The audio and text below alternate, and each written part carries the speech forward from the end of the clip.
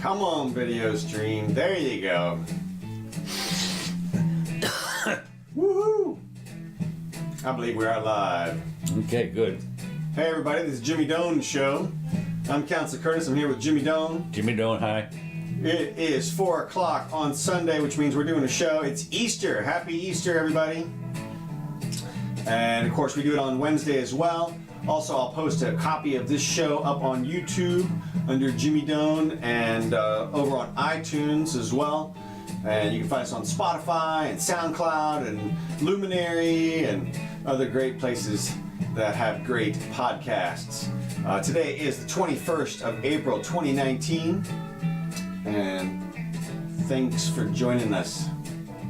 What's happening, Dr. Doan? What's happening? Well, one thing is happening, just for laugh, just one thing I got here real quick. Just wanted to show you that this is in today's, where are we here? Today's newspaper. Mm-hmm. And I thought this was kind of funny. To help counter China, U.S. turns to Coast Guard. Yeah, but this is hysterical. The Coast Guard, according to this article here, is over in the South China Sea. What Guarding coast? the coast. Guarding the coast. There you go. I'm thinking, what are you talking about? I mean, the It's coast. kind of a wide coast.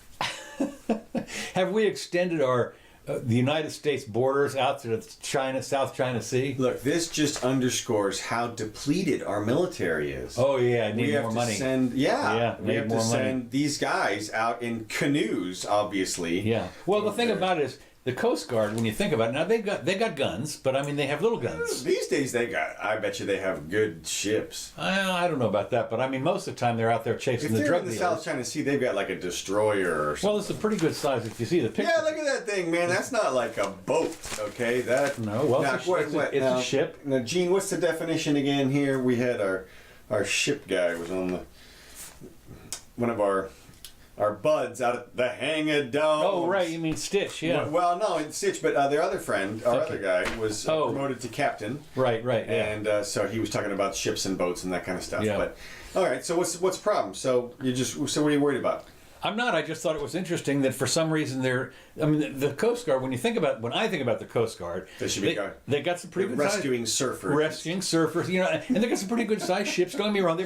These are probably 100, 200 feet, and they got the little guns so that they can put a shot across the bow of somebody. 50 cals or something. Something, right? Yeah. Interdicting drug smugglers. Right. Exactly. And that kind of stuff. Right. So as far as taking on China, I'm not sure that's whatever. Okay, moving on. I thought that the Pope had his message today, an Easter message today. Oh yeah, and he wants to reject the glitter of wealth. This is the Pope. Okay, you first. Yeah, you first. Right. I mean, we are here. We are ready to receive your gift to the masses. I'll tell you right now. I mean, the Vatican is probably one of the wealthiest places. I mean, let me put it this way: per square foot, since the Vatican is only this big, and per square foot they're worth $1 billion. I love George Carlin's bit. God is all powerful, except he's really bad with money for some reason. Yeah. So anyway, I just thought it was interesting that always needs reject cash. the glitter of wealth and not me. So I mean, well, yeah, exactly. Like I said, pass it back down. We've been putting in the basket for a long time now. How about we all take out one time? You bet.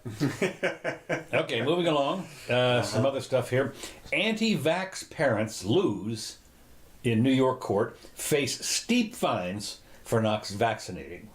So so what's happened is with this latest outbreak with the plague of measles, which 359 cases so far, and started in October. That's 359 cases. Now I don't know if that's in New York or if it's countrywide, but it's still 359 cases out of 320 million people. I guess is epidemic. Right, that's right. Katie Barr. Well, what's going on with the Ebola thing? Have you heard that? I have actually, and I was going to bring it up because apparently it has resurrected itself again and is really starting to kill people. Oh, but those aren't white people. No, that's right. They're not. They're of a slightly different color. Yeah. So, and there's no oil. So, Yeah. That's the thing. What do you got around here? Yeah. What do you got? Parents face fines of $1,000 for failing to vaccinate their exposed children. And the city wasted no time in enforcing its upheld order. As the judge made his decision Thursday, city health officials doled out the first penalties to violators, according to the New York Times. Officials sent summonses to the parents of 3 children for failing to vaccinate the children, even after the city officials determined that they had been, I don't know, something. Vaccinated. As of That April sounds like 18th, right. BS. So they confirmed 359 cases, which started last October, and the tally is up from 285 cases just 10 days ago, so they're really moving them up. Mm-hmm. But it's just, to me, $1,000 and who knows what. Well, and this was the ordinance, I believe, that we reported that they had come out and stated that they were not going to enforce. Right. At least the portion about the kids and not even kids, adults, and not even infected, but the unvaccinated Right. appearing in public places. Right. So this is, of course, one of the things you say, you're unvaccinated and you're appearing in public places and you get a fine, but you don't have measles. right. So, you're taking your life into your hands. I don't know. Okay, next on the list here's another story about Cuba. Cuba. The headline is America betrays the players that helped build the modern Major League Baseball. For decades, Cuban players have risked everything to play baseball in America. And the Trump administration just the other day said no mas. You can't. During the Obama administration, it was kind of interesting to see the difference. During the Obama administration, they played an exhibition game. Well, one of our teams here, I forget which one it was. And the winning team got green cards or what? I don't know about that, but they played an exhibition game down in Cuba. Mm-hmm. Obama went, threw out the first ball, whatever it is. He was a big. Really? Oh yeah. He was. This was part of the deal to kind of open up a little bit. A little Guantanamo Bay. No. I think they played on the island there somewhere. Okay. He apparently he had. When he was president? Yeah. Okay. And so. But he's more of a baseball fan. Trump's not. Trump didn't even go. Is not even going to throw out the first ball. Whatever. Right. So anyway, this was a way to kind of loosen up a very, very slim wedge on relations with Cuba. Right. It's had a 60-year embargo or whatever it's been, and done all that stuff. And what Trump has done is to double down on that stuff. Yeah. More embargoes. Now we're going to really show them who's. I don't know boss. how much we've clamped down on Cuba as part of those efforts. Yeah, they have apparently. This is Obama baseball was a way of restoring diplomatic ties. Well, I mean, the baseball thing aside, I mean, if Trump were going to do anything, he would golf the first hole or something. I would imagine you go down there. Oh, right. Well, yeah, but that's not going to happen. So anyway, it says for Cuban nationals playing in the majors became difficult and dangerous proposition when Fidel's communist revolution toppled the U.S.-backed government in 1959. Castro forbade Cubans from playing abroad and banned professional sports in his own country. Athletes were not even allowed to compete for earnings in Cuba until 2013. Kind of interesting. But anyway, to play baseball in the States, they had to, get on the little leaky boats and, make it over to... Well, yeah, I laughed when you read that sentence about them risking everything to play baseball because they risked everything to do anything. Right. They risked everything to get here. Right. So, yeah, okay. So, I mean, it wasn't... But apparently there's quite a number of Cuban baseball players now in the MLB. Oh yeah, it's definitely. I mean, there are hot pockets, and Cuba is definitely one of them in terms of producing an inordinate number of stars. Yeah, well, they have. It's the Spanish people down. I think in the Dominican Republic also brings up Puerto Rico. Puerto Rico, yeah. And but anyway, they have a lot of them. That are can't even speak English, but they can pitch or whatever they do. Man, so that's all you need. So anyway, so the two parties, the MLB had hoped to make it safe for Cuban players to join the league, and the Federation recently released its first ever list of 34 players eligible to sign without defecting. Now, I'm not sure what all that means, but last Monday what happened was, just less than a week ago, Trump canceled the deal, said, no, I don't care, 34 people, you're going to have to stay there, you're not allowed in. So just as a measure to block Cuba, he blocked 34 baseball players or whatever? Right. Mm-hmm. Yep. All right. So the Cuban government operates the baseball. Here's the substance or whatever call it. The rationale is that the Cuban Baseball Federation is a government entity, and the federation gets something like 25% of a Cuban's signing bonus as a tax, right, or whatever. And of course, as far as the United States, Trump is concerned, that's supporting the government. Okay, whatever. So, I mean, look, he's free to chip away at whatever support we do provide them if he so feels that it's in. Oh, I think it's stupid. I do too. I mean, It's but totally stupid. It's not like a horrifying thing or anything. No, from I my mean, perspective. baseball, for God's sakes. For God's sakes, man, have some class. Yeah, I mean, seriously, baseball? Oh my gosh. Well, okay. I got one more thing here before we get to something that you're going to like. Okay. The FDA, this is great. The FDA okays the first medical device to treat ADHD in children. What could possibly go wrong?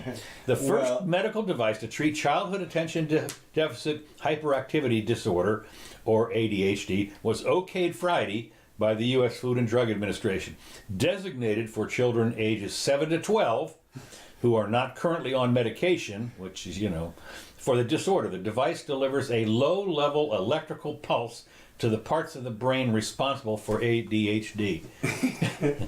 And there we have it. Yeah, exactly. I mean, what could go wrong? Are you kidding? This one comes with its own extra face, I guess, in case your face gets melted off or something. But yeah, this is just a few slides. Whenever you see a picture like this where you have to have 4 nurses holding you down with the bite thing, whatever that thing is called. Here's Nicholson. Yeah, Nicholson. I mean, look, I'm certainly not one that thinks that the FDA should hold off on their approval. From my perspective, this is up to the market. If they can sell this to people, knock yourselves out. Right now, there's a miracle cure going around from some church where they're selling people the stuff to drink. Yeah. And it's apparently industrial bleach. Yeah, something. Okay, look, occasionally that kind of stuff happens. So don't fall for it. The important is do your research. And same with these kind of things. Don't put electric shock things on your kids without doing the due diligence. That's all I'm going to suggest. Okay. Well, it was interesting. One of the things that is interesting, if you want to have some fun, is to go back and look at the magazine ads from the early 1900s. Yeah, yeah. I mean, my God, the stuff that they were, Well, sure. I mean, drink a glass of mercury. Sure. Well, yeah. I mean, they had mercury baths for syphilis. Really? Oh yeah. Yeah. You submerge yourself. No, on and on. I mean, and of course, when electricity first started up, it was a cure for everything. I mean, the little Jacob's ladder, zzz, stuff like that. I mean, you look at the ads in there, Dr. So-and-so approved, and it's just hysterical to see this stuff. And like you say, the market figures it out. Top men have cleared it. Well, it's interesting because everybody knew it, and they all talk about this stuff. Snake oil, right? Was the, and of course But that was 2 centuries ago, or a century and a half ago. No, one of the 1880s. You're talking. Well, that's the Wild West, basically. That's right. That is some of that, and of course, Mark Twain wrote. He wrote about I forget, there were 2 con men that Huck Finn and Tom Sawyer or whatever, when they were going down the Mississippi, met these 2 con men who they kept getting ridden out of town all the time. Sure. As part of the one of the. It was a common trope in every Western. I mean, I know, but it was so funny is they took it as part of doing business. Yeah, into tar and feathers, but it comes off and we go and we move on. That's right. It's one of the little things we have. You were lucky. Yeah, that's right. Tar and feathers. So anyway, electrical stimulation to the part of the brain. I mean, do they have to do? I wonder if they have to wear this thing out, or if they put little needles in your brain or whatever. I don't know, but you got that right. Okay, now here's something that you like. Okay. This is an opinion piece by a guy named John Riches. Arizona is recognizing out-of-state work licenses, and all other states should. Right, yeah.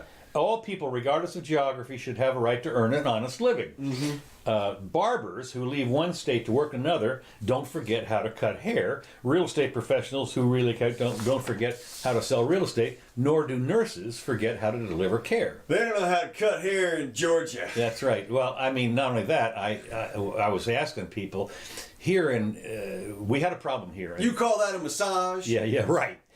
So, and of course, you go to the massage school and get one. While Well, they're that's learning. Florida massage school. That's right. But I was right. asking, apparently here in Florida, in order to get an official haircut or license or whatever, it's about 10 grand.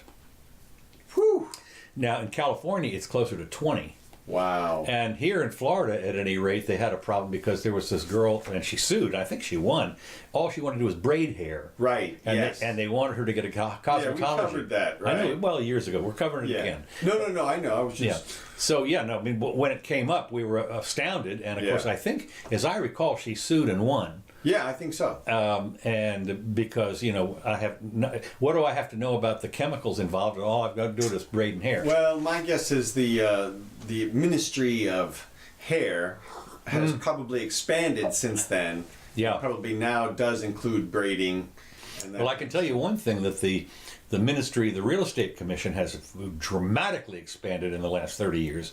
Since I was a realtor. Well, there is, and I think we covered this on one of the other shows, but there is a gigantic suit churning up right now by the top lawyer guys, the top tort lawyers in the country, against the real estate. They're referring to it as basically a cabal. They're saying, look, if you prevent people from getting in on these various services because of this licensing restriction, you're effectively giving yourselves a monopoly. They're going after them. So it's interesting. It is a monopoly here in Florida. Well, it is, and from my perspective, we are just at the very end of the pendulum right here. We've come a very long way since the mercantile system, when the whole thing collapsed. Before you had to apprentice at a freaking shoemaker for 3 years before whatever cobblers something. Okay, now we went from you didn't need any license to do anything in the beginning of this country, and now we're up to you have to have a license to read people's palms. They picked actual professions there. But what about the ones like that? Palm reading, fortune telling. There's a bunch of stuff. Can you imagine? I have a license to do fortune telling. Yeah, well, it has to be prominently displayed too, by the way. Well, think of the farce that goes on when that person goes into the office, wherever it is that the license has to be acquired. And they have to do a little kabuki dance about, are you competent to read palms? Well, yes, I am. Well, fill out this competency form. There are no questions. Just put the answers on. I don't know what. Right. You should already know what the questions are. That's what I'm saying. Yes, no, yes, one from B, whatever. Which reminds me, I want to alert everybody. In about a week, I should get my results from my Mensa test. Aha. Okay. I smoked it. So anyway. Okay. Well, now you walked out on the limb there. Now. If I flunk, we'll exactly. know. But seriously, I'm sorry to go on that. The fact is that here in Florida, for instance, the real estate, it used to be you had your secretary, and let's say your company managed some apartment complex, and the people would come in and drop off their check. Right. Now the secretary that accepts that envelope has to have a real estate license. Interesting. Unbelievable. I mean, unbelievable. Well, the pendulum is moving back the other way in the legal profession, I can tell you. Really? Yeah, they're expanding to some, in some fashion, I should say. Because all they're doing is they're expanding the ability of the attorneys to designate people to act on their behalf, basically. Okay. You're having things like they're contemplating electronic signatures online. We already do electronic signature. Well, another level of that. Okay. There's still notarization is what I'm talking about. Okay, yeah. Instead of this presence business. And Oh, that right. kind of stuff. Okay, yeah, that's right. So they're just expanding that. They're expanding what you can tell your secretary, what you can authorize your underlings to do, basically on your behalf. So, but still tons and tons of regulation everywhere. Well, Everybody still loves it, like loves it, like it's the greatest thing ever. Two things that come to mind. One is apparently the medical profession is starting to let nurses do a little more than they used Well, to. I hope so. Yeah, me too. I mean, because again, I have a friend of mine that's a nurse, and she says, sometimes she's looking at the doctor saying, "What are you thinking?" But of course, if you confront the doctor, you can get retribution for sure. Oh, well, for sure. And There are laws in cases. I read another article this week that's directly on point, which is there's a banking regulation from the 1950s that prevents banks from hiring workers with petty criminal background. Anything that could be conceived as a breach of trust or anything like that, the banks are prevented from hiring. Well, I know that your cousin was prevented from joining the FBI because he had smoked a joint in high school, and they said no can do. That disqualifies you. Yeah, Can you imagine that today? Yeah, exactly. I mean, you can be. They're gladly touting how they smoke dope. The presidential runners, Right, exactly. Shoot, even Obama, the little bump in his book there or whatever. But so anyway, the thing about it is when you, as you said, hopefully Arizona will lead the way on this kind of stuff. In the 1950s, only 5% of the jobs required an occupational license. Now it's 25%. If you think about it, there is an awesome competitive advantage for a state to open up the workers from other states to come in. It's like opening the floodgates in terms of workers and services that are available and job opportunities. If they say, look, doesn't matter if you got a state and another license, we're reciprocity. We'll recognize your license. All of a sudden, you don't have to go through the other state's training. Right. That I would think would be very attractive to people if they were considering a move. I think that they would. Well, what they're worried about, of course, is the Lawyers Guild or the Decorators Guild or whatever it is are all panicky because if people start coming in there and there's going to be price competition. Well, of course. But I mean, what they're doing is they're protecting their members, but not the public. Right. Well, and that's exactly what we expect from the guilds and the associations and the what are they called? The Teamsters unions. Right. That's what unions do. But we've had actually the recent ruling in California just last year where the teachers don't have to pay anymore. Oh, right. They're not forced to pay the unions. So a little pushback there also, and hopefully that'll continue. Yeah, there have been some notable in other states as well, where right-to-work states or something like that. Competition, the benefits of competition are just so obvious once people just give it a little time, and that's one of the awesome things about having 50 states. The little breaks in the dam, so to speak. Yeah. Well, another argument against having things done on a federal level. Boy, and that's the truth. That's really sad. But I know that Mrs. Jimmy, for instance, has been able to. She's an interior decorator. I don't know. I forget what. There's one of them. She's either a decorator or a designer, and she can't be the other one. Yeah, it can't be the other one of them for whatever it is. And so she doesn't have to have, but the school that you have to go through. And I asked her about this, and she says, "Well, they learn an awful lot. They have to practically be architects. I mean, they have to learn all the laws and everything like that." And I said, "But they're moving furniture around. Is what they're doing. I mean, basically, or viewing colors or something. I mean, Is there a color exam? Do they have to look at a wheel? She would. She'd crush them. Miss Jimmy would crush them. I'll tell you that. She's got the perfect eyesight. I think it's tetrachromatic vision, basically. What it is she's got a fourth cone operating. Exactly. In the range. Right. No. She's got, she can, like bees, she can see UV. That's it. A fourth visionary distinction. Well, I spent some time with her this a couple days ago. We went to. Somebody asked her to drive for 4 hours up to their place so she could decorate the place for 2 days, and because she's that good. So anyway, okay. That's the heart of it. And okay, only 30. Interesting. 30 professions are licensed in all 50 states, but the requirements to get the license are different. Opinion. Let's see. This is Dan Gaynor. Media won't stop false collusion claims against Trump as reporter demands Sarah Sanders to be fired. Journalism is never having to say you're sorry or wrong, and that's what people learn today is that they have come out. Well, we're going to get to this about what's her name, Warren, but they have come out now and they're using the Mueller report on both sides. Strong. See, we told you this. Well, look.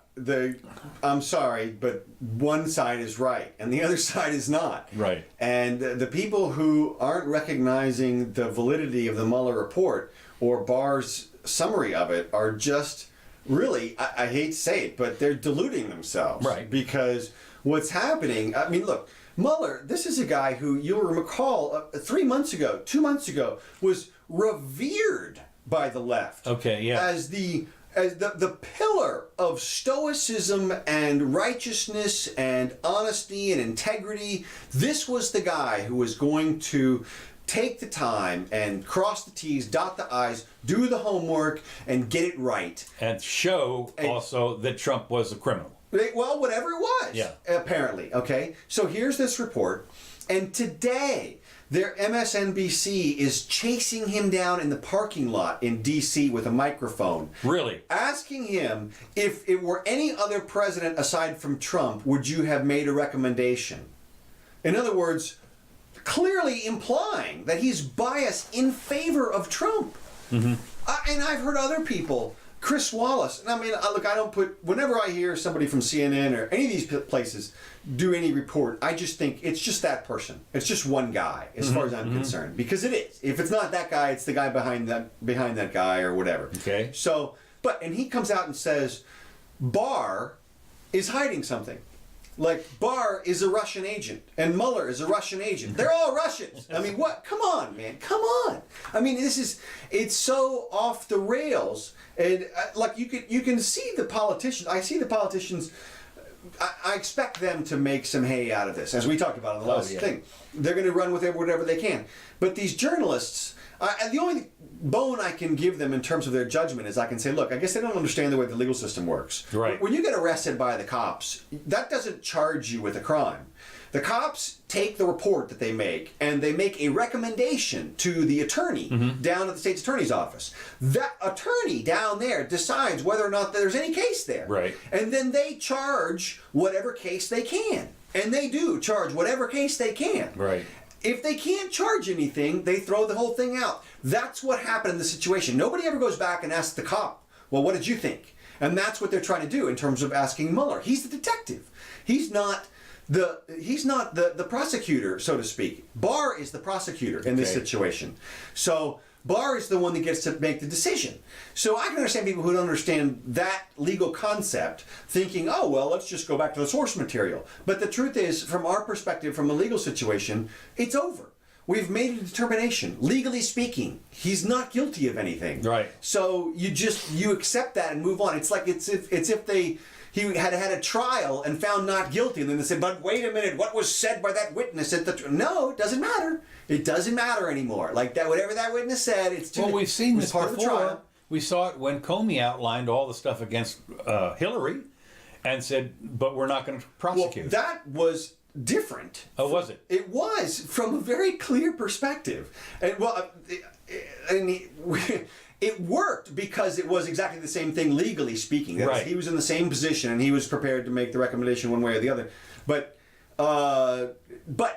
in that alleged crime, there was no element of criminal intent. Right. And Comey came out and said, well, she didn't intend to do it. It was negligently done. That completes the crime. That is to say, the stuff that Comey said, that what he actually said was, she committed a crime, I'm not recommending she be prosecuted for it. That's what he actually said. Okay. It's different from what Barr said and what Mueller said, which is there was no crime committed because there was no criminal intent found. And that is an element of obstruction of justice. All right. You have to have intended it. There is no such thing as passive collusion, as Brennan was suggesting. That's like saying, that's the Hitler likes dogs argument, which is Hitler likes dogs. Do you like dogs? well, then you're like Hitler. Right. It's like, no.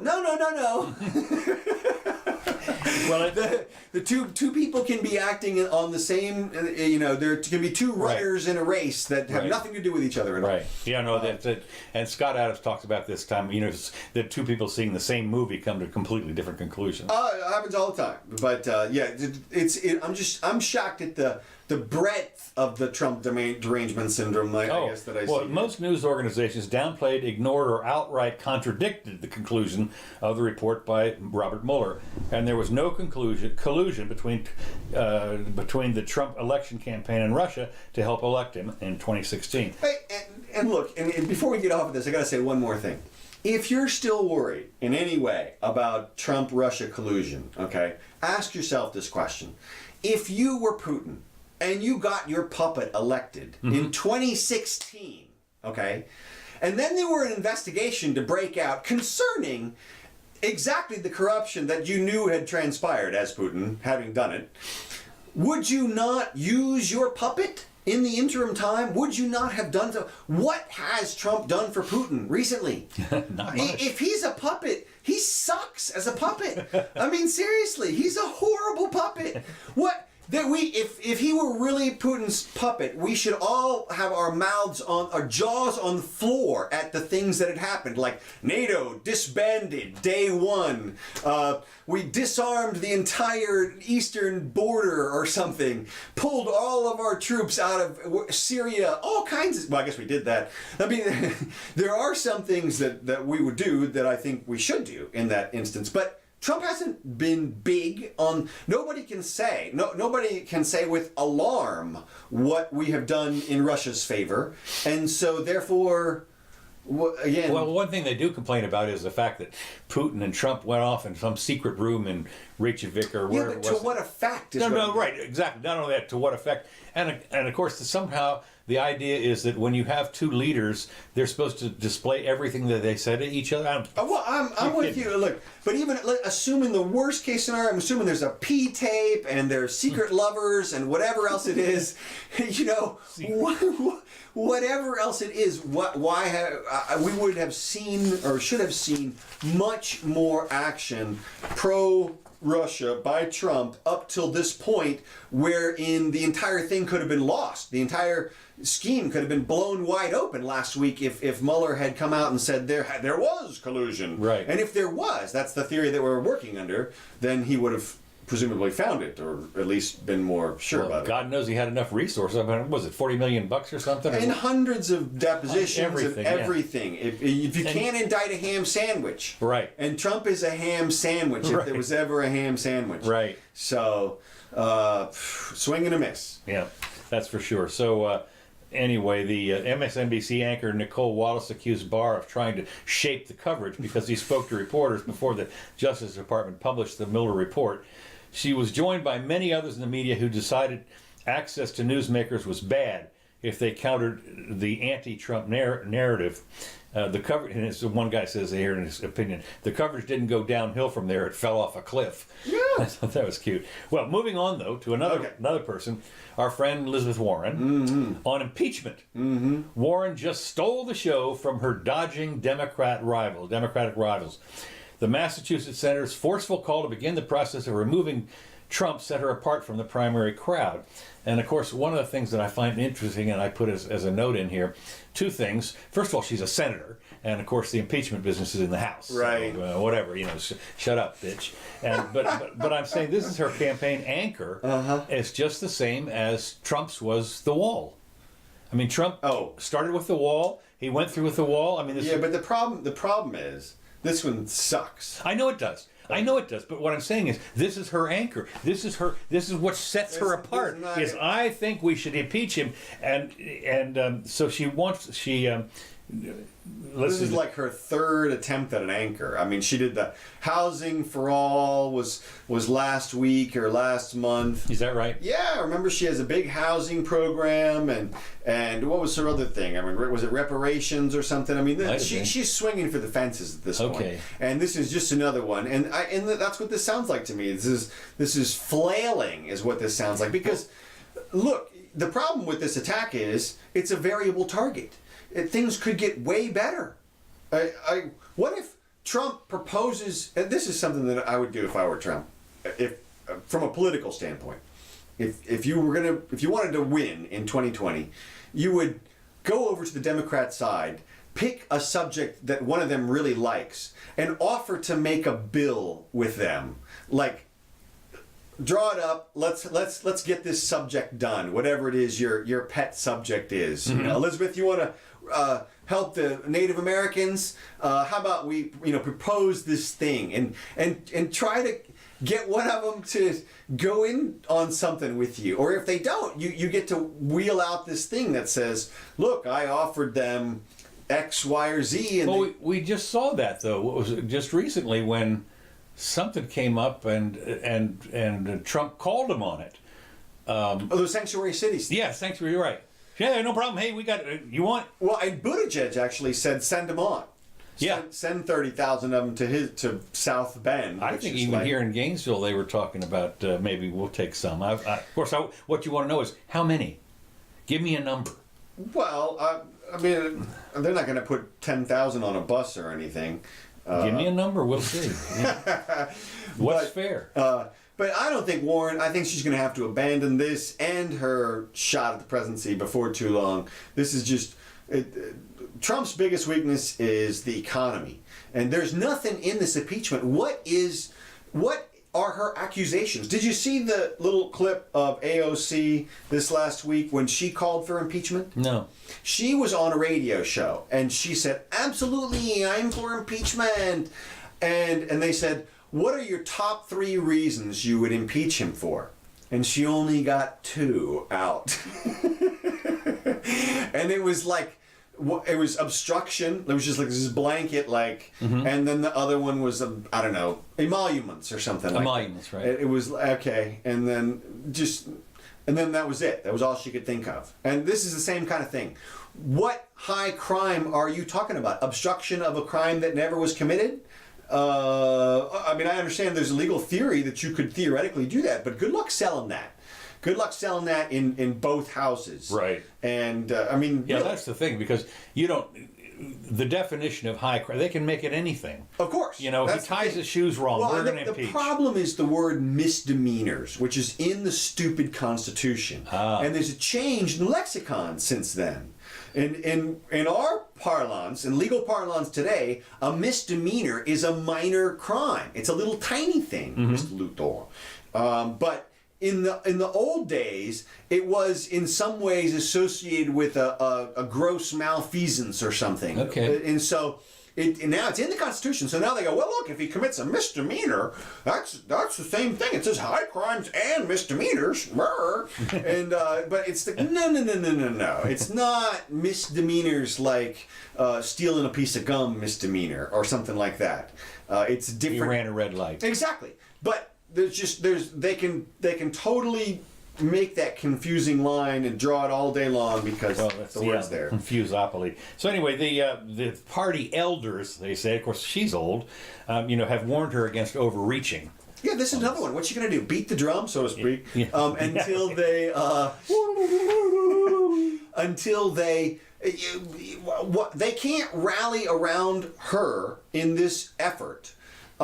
Because Nancy's going to try to shut it down because she knows that it's a political losing game because even if they are able to impeach in the House, it just goes over to the Senate and they gets batted down like a freaking spike at a volleyball tournament. Yeah. And I don't think that that's what they want, at least not yet. Maybe if enough people get on, I mean, now they've got AOC and Elizabeth Warren. Yeah, So. yeah, that's enough people. Of course, yeah. So Massachusetts senator and 2020 Democratic presidential contender slammed Trump for having welcomed the help of a hostile foreign government. And of course, that was the one where they still think this was an absolute, you got any emails, 30,000, bring them on, that kind of thing. Yeah. And they're thinking this, see, there's collusion. Campaign speech. Yeah, yeah, right. And again, when he could have just called him on the phone. So, anyway, it's amazing that you have to imagine to see The that. Russian, now, next thing I've got along the same line, the Russian interference in 2016 sets the landscape for 2020 presidential campaign. Russians, you say? Yeah, Russians, yes. Da, comrade, what you talking about? You need to move your head a little bit to the left, I think. Yes, there you are. Where am I? Oh, Yes. wait a minute, hold on. Yes, well, I'm doing this as well, you know that. That is the truth. I'm reading this from the yes, I salute you. Your accent sounds more Spanish, you know. No, it's not, You've yes, been it's spending too Spanish. much time in Cuba, comrade. That's right. Cuban people. Oh, God, I can't. Okay, I'm trying to get. There we go. Okay. Now I'm. My eyes. It is hard to, we have to... Hard to do this. Okay, well that's great. So anyway, this is so much bullshit. The obvious misspellings and the grammatical errors and everything in the I mean, they didn't spend hardly any money on Facebook. When you think about what Facebook takes in billions in advertising dollars and that kind of stuff. And What's the story here? the story here is they're gearing up for the Russian. They're thinking about Russian collusion. How in much they spent on Facebook? Well, ads. not only that, but what they're saying is that they're gearing up because there was obvious collusion. Right. Everybody's gearing up and says we're gonna make sure there's no collusion this time. Has And of course, everybody forgotten about just decades past when everybody? You remember there was a character 007, and we have spies and people interfere in everyone's elections. Like Yeah. everybody does it all the time.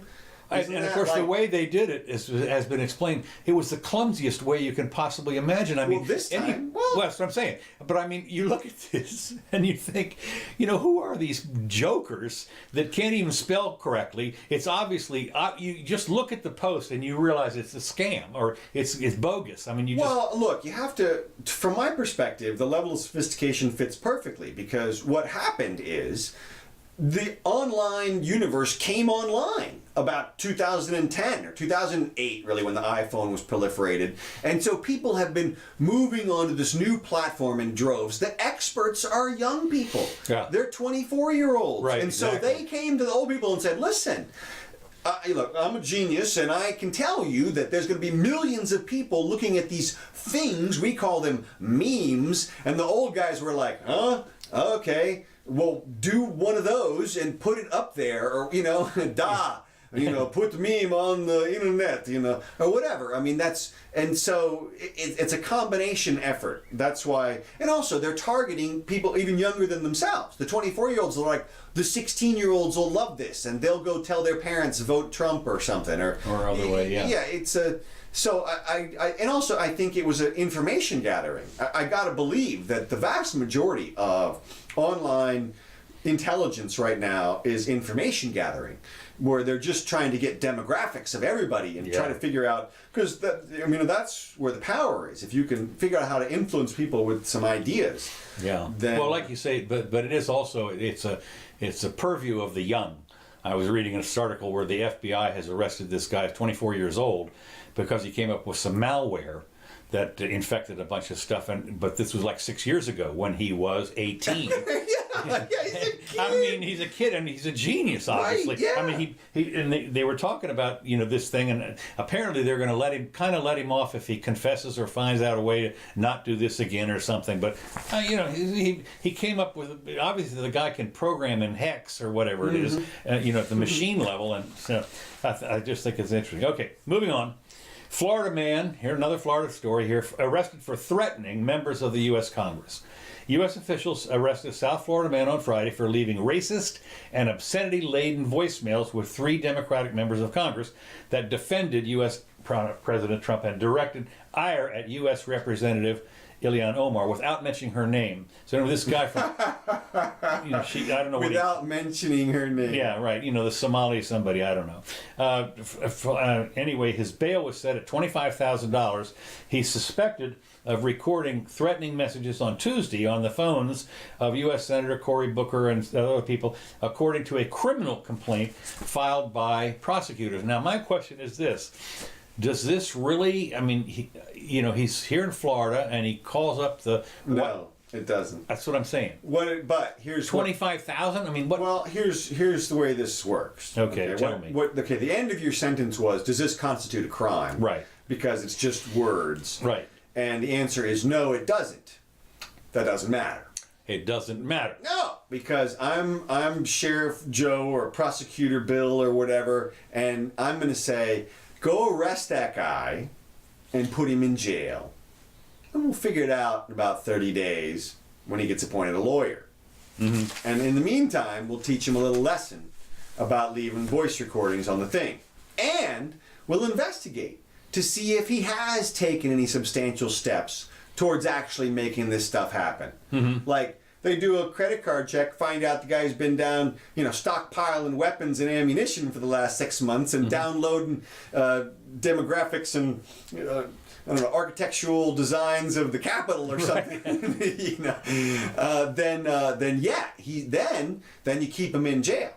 But in the meantime, no harm, no foul as far as they're concerned. Right. Because anybody who's stupid enough to call up and leave a message like that on a recording, there's a half decent chance that they're dangerous. So there's not a lot of people who are dangerous. There really aren't. And there's 10 times as many people who are willing to do some stupid shit like that than are willing to actually go through with that. Right. Okay. Oh, I'm sure at least 10 times as many. Right. 100 times as many. Well, right. And so, but their thought is, they can wait it out in the jail or whatever, and then if we find. Well, if he comes up with 25 grand, of course he can get out. Yeah, there's that too. So.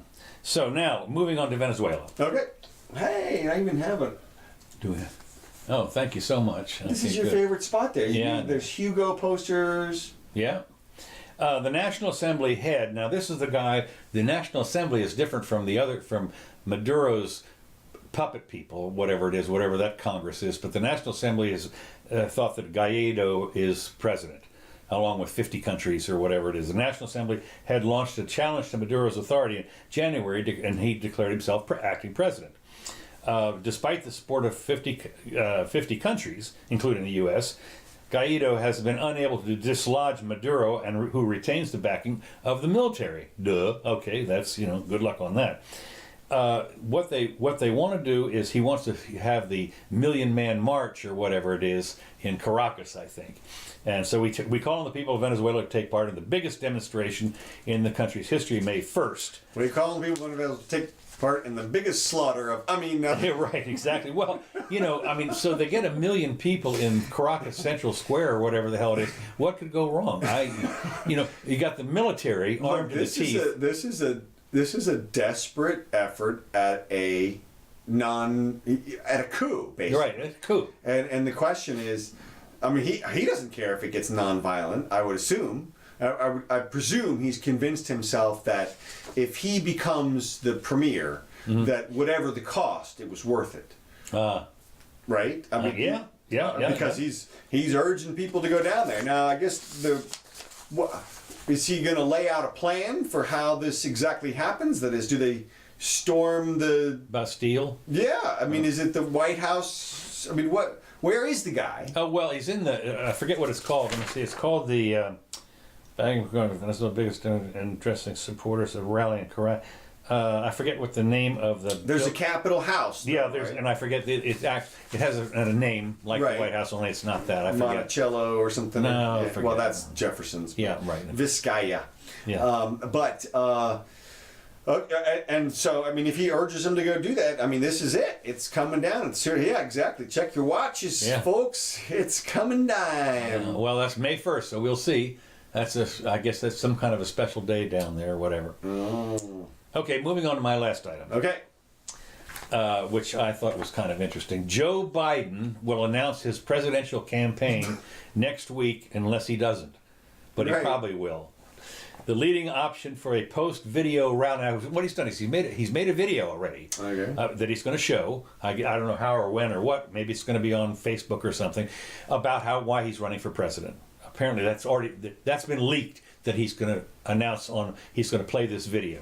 Okay, but the post video rally. He wants to have it, of all places, in Charlottesville, Virginia. Oh yeah, I heard this. I love it. Oh my I love God! Are you kidding? I mean, Perfect. this is because they still. I mean, Scott Adams cannot say enough about this I know. and what a bunch of hoaxes. Right. He's talked about it 50 times. Yeah. About this is just look at what it is, and they still think that that Trump said that the Nazis are nice people too. Yeah. And he didn't say anything like that. I know. And so it's hysterical because where a demonstration by white supremacists left one dead and earned President Donald Trump's tacit endorsement when he said there were good people in the crowd.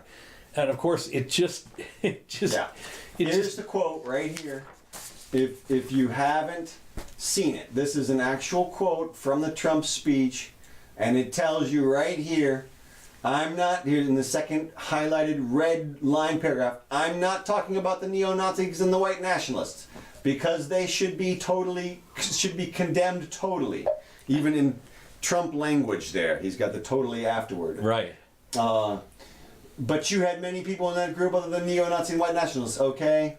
And the press had treated them around fairly, blah, blah, blah, blah. In the other group also, you had some fine people, but you also had troublemakers, and you see them, and there he's talking about the Antifa people.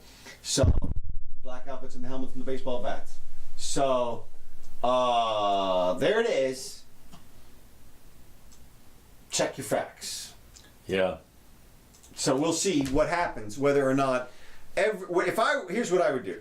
As Joe Biden is announcing his speech, I would just post that image up next to him. Okay. And just whatever he says, you just have that image dancing around and twirling and going different colors and blowing up and shrinking, and just every different way to get people's attention. Like, look. Well, what you would do is like they used to do when you have the sing along and they have the little line Right. It goes underneath each word. That's yes, what you do. yes, That's yes. perfect.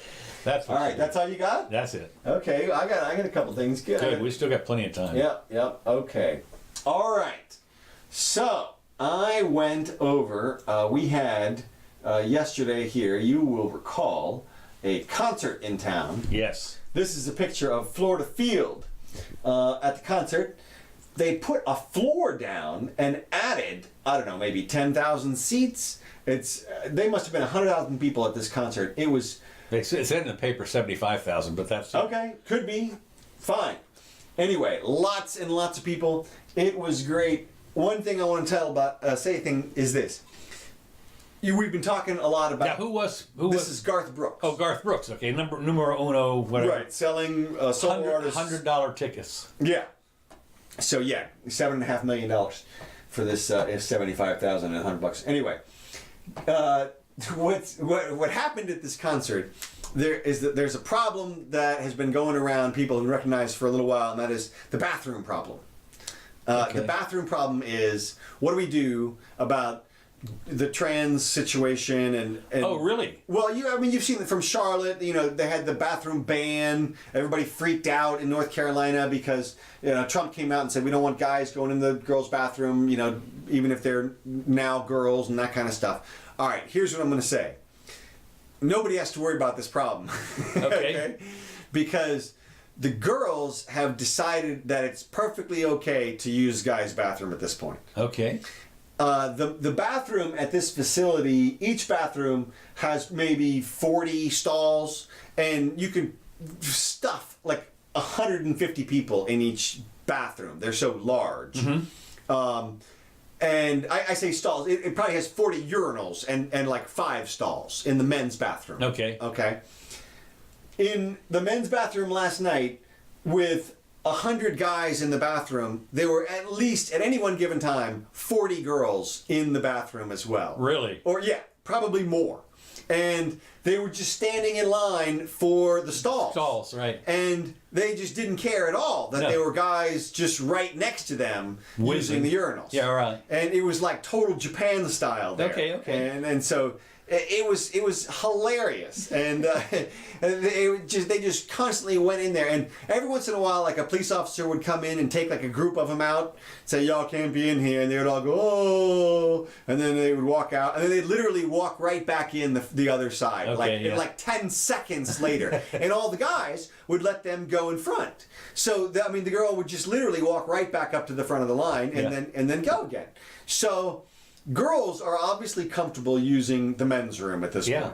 So I still think it's, from my perspective, because of the security issue, I don't think we should allow men in the women's room. Yeah. But you could certainly make a declaration that it doesn't matter what happens in the men's room because nobody cares anymore. Yeah.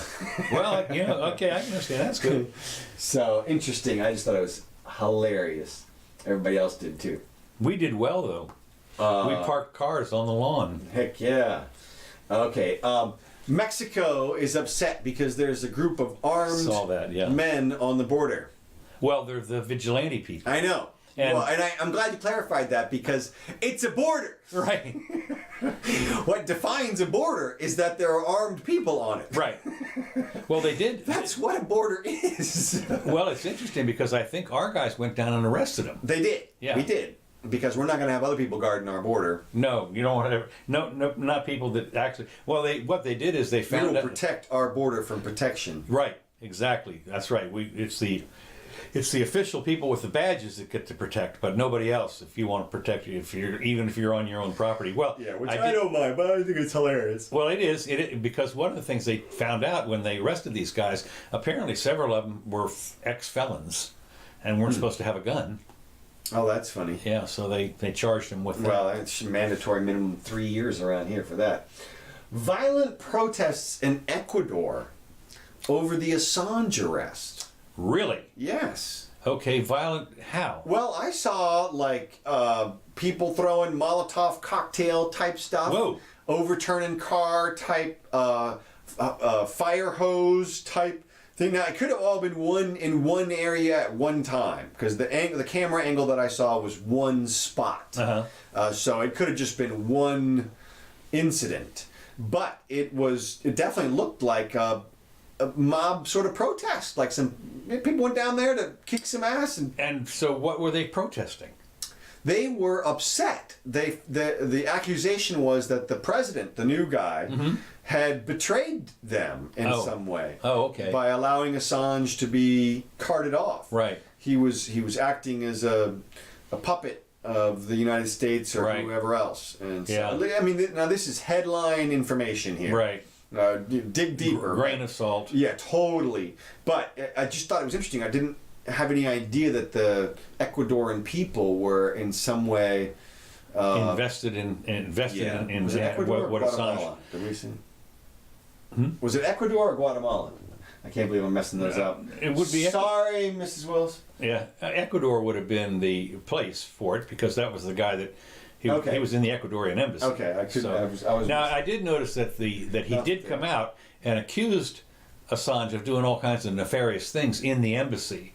Yeah, and that he had dissed Ecuador and all the guards and stuff of course like that. It all looked like excusey stuff. Yeah. No, I was sitting there thinking, nah, I don't know. But I tell you, he'd been holed up there for God's sakes. 7 years. 7 years, dude. And he looked like Rip Van Winkle. Yeah, seriously, get a job, dude. So we'll see. Okay. All right. Quick science update here, real quick, just since we got a couple seconds left. 3D printed heart is becoming a reality. Okay. They apparently printed a heart using a 3D machine, using cells from a donor in some way. So I don't know how printed it was or whether it was. I can tell you this: it's been a while. They said that the heart was going to be the easiest thing to print because it's just a muscle. Or something? Well, just a muscle or whatever it is. Apparently, it's fairly easy. But what they had the trouble with was the scaffold on which it was going to be grown. Okay. Because you have to find some way to get the scaffold out of there once you've printed it. Right. And so they did. They found out a way to make the scaffold in the shape of the heart. And then they, like you say, they put the stem cells or whatever they do, heart cells or whatever on there. And I don't know how long it takes, but I don't think it takes more than a couple of weeks. Woo! or something. Well, they have to print it, part of it first, and then I think they have to let it assimilate or grow. I don't know if what the story is on the rejection or anything. Yeah, I mean, but they did say that the heart was going to be probably the first one. All I'm saying is amazing medical progress. Unbelievable. And here's another one. CRISPR, you know, the Yeah. gene editing thing, they are using it to fight cancer by modifying patients' T cells. Really? Yeah. Wow. Yeah, how about that? Is that in China? I don't know. Yeah, probably we're the only place it's legal. Yeah. We're probably holding our guys back here. Yeah. Yeah, the great Regulation. Yeah, Safety regulation. National. Meanwhile, they're making smart monkeys over there. Yeah, right, exactly. Some hard monkeys. But I thought it was interesting. Yeah, it sounds great. I mean, it's just really. It just is, as I say, when I was in 5 years ago or whatever, when I got my lung transplant, I asked the girls, because I was amazed, that they were using the iPads and they're all linked up. Everything was all linked up at 6 different ways from Sunday, and I asked them. I said, "What do you think about today's technology?" And they said, "Well, we're using it. It's fine." I said, "Let me ask you a question." I asked this a bunch of. Oh yeah. I said, "Think back 10 years, just 10 years, and think back. Could you have seen what you're doing today?" And they said, "No way." No way. Could never have envisioned. Yeah, I was an extra on a medical show. Yeah. And they gave us props. And the props were like iPads. It was this modern stuff. But from when I was a kid, a prop would have been a clipboard. Right. Oh, yeah. And now it's an iPad. Right. And with a little special. Everybody's using them now. I mean, I went to the eye doctor. Fantastic. My regular doctor that I'm going to see tomorrow, the skin doctor, they all use them. Everything's awesome. all linked up. Awesome tool. Okay, my last thing. I forgot this from the regular standpoint.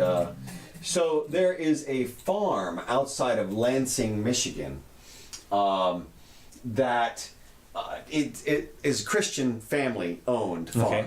and they sell apples every year at the farmers market. Okay. And they host little events at their farm, Mm-hmm. like corn mazes and birthday parties, and can you guess, weddings? And can you guess what kind of wedding they don't want to hold on there? Okay. Gay weddings. Right. They don't want to hold gay weddings. So can you guess what the city of East Lansing did? Banned them from the farmers market because they don't want to host gay weddings on their property. So they said they're a discriminatory group. They're a hate group, basically. Hate groups. And they can't come and sell apples to the public. So, and of course, but fortunately, some cooler heads have prevailed. A judge has issued an injunction preventing them from being excluded from the Right. farmers market. That's what I would think. Until they get the case worked out. And they're, of course, using the Masterpiece Cake precedent from Colorado that we discussed previously as precedent, or hopefully binding precedent, from the United States Supreme Court, which says, look, man, go find another farm. You don't need to force everybody to see things your way for you to be treated Well, fairly. it's just of course, you wonder what would happen if you bundled up your 5 boxes of apples and just went over to the farmer's market and set up. Well, if there's a ban, then they treat you like you don't have a permit. I mean, they revoked their permit. So they, because I have to have it regulated. It has to be regulated and permitted and everything. So they just said, oh, you can't do it. And they would kick them out. Imagine they gave their space away or whatever it is.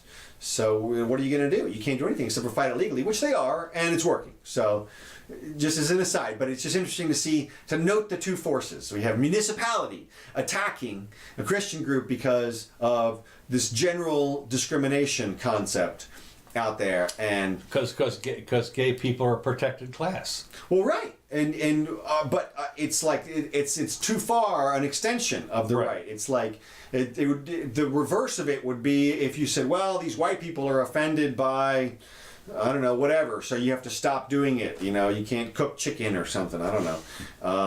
Nobody should be able to tell you what you can do on your own property, is what it comes down to. And so, the city council guys were like, well, you have a right to be a bigot if you want to. Okay, well then let them.